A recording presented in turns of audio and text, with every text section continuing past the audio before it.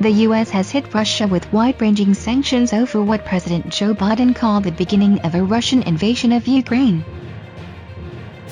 "We've cut off government from Western financing," Mr. Biden said. It came after Russian politicians authorized President Vladimir Putin to send troops to rebel-held parts of eastern Ukraine. Russia has recognized the regions as an independent, a move Ukraine said attacks its sovereignty. Western nations largely see the action as a pretext for a wider invasion. On Monday, Mr. Putin ordered soldiers into the breakaway Donetsk and Luhansk regions to keep the peace, a description the U.S. called nonsense. Satellite imagery over the past 24 hours has shown several new troop and equipment deployments in western Russia, and more than 100 vehicles at an airfield in Belarus near Ukraine's border, according to U.S. space technology company Maxar. The United States has imposed broad penalties on Russia in response to what President Joe Biden has described as the start of a Russian invasion of Ukraine. Mr. Biden stated, "We've cut Russia's government off from Western funding." It happened after Russian lawmakers gave President Vladimir Putin permission to send soldiers into 2 rebel-controlled areas in eastern Ukraine.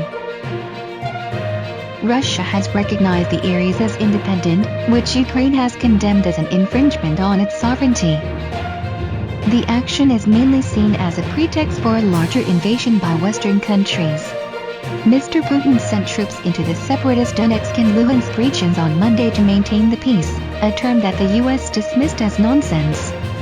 Several additional personnel and equipment deployments, as well as more than 100 vehicles, have been seen in satellite photography over the last 24 hours in western Russia. To put it simply, Russia has proclaimed that it is carving out a large portion of Ukraine, Biden said on Tuesday, announcing his first tranche of steps directly targeting the Russian state.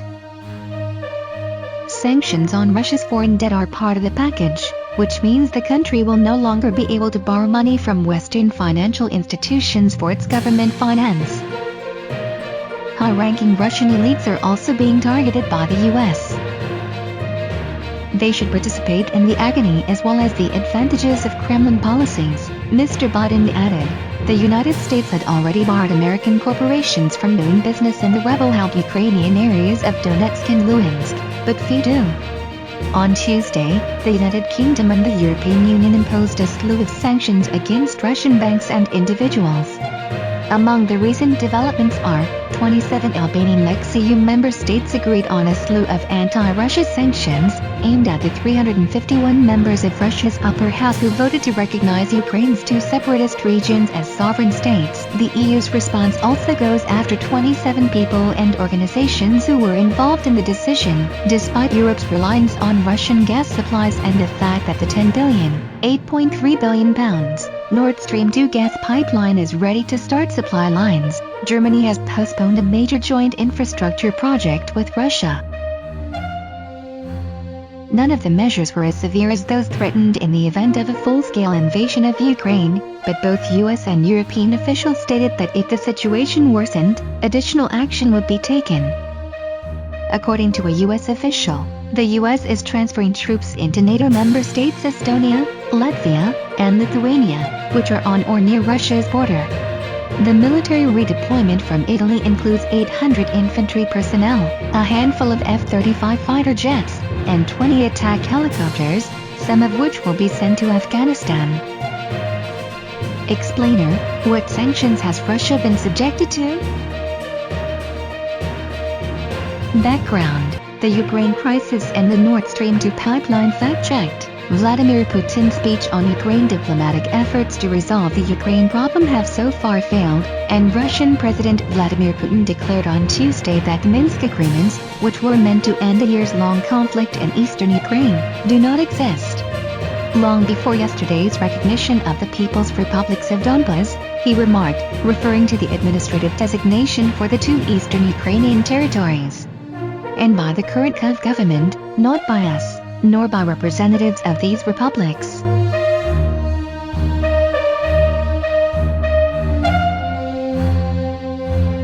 In light of the Ukraine-Russia crisis, UEFA almost set to move this year's Champions League final from St. Petersburg. Russia has sent troops into 2 rebel-held Ukrainian districts, raising fears of an invasion. In response to the move, other countries, including the United Kingdom, imposed sanctions on Russia. UEFA stated it was closely watching them and will take any necessary action in due course. In light of the instability, UEFA is unlikely to attempt to host the tournament in Russia. In a speech to the House of Commons on Tuesday, UK Prime Minister Boris Johnson said there was no prospect of football competitions being held in a Russia that invades sovereign countries. "I have great worries regarding the sporting events scheduled to take place in Russia, such as the Champions League final. We will not allow Russian President Vladimir Putin to use global events to legitimize his illegal invasion of Ukraine," she stressed. Meanwhile, Tracy Crouch, a former UK sports minister, told BBC Sport that UEFA should change the final immediately. The governing body of European football is reviewing the situation before making a decision, but for the third year in a row, it will be looking for a replacement venue on short notice. Because of COVID-19 related concerns, the previous two Champions League finals were held in Portugal. According to BBC Sport, the game will still take place on Saturday, May 28th. This will likely rule Wembley out as a host, as the League Two and Championship playoff finals are scheduled for that weekend. Sadiq Khan, the mayor of London, said other sites in the British capital should be considered as part of a push for a comprehensive package of sanctions against Russia. "I believe hosting games should be a privilege, not a right,"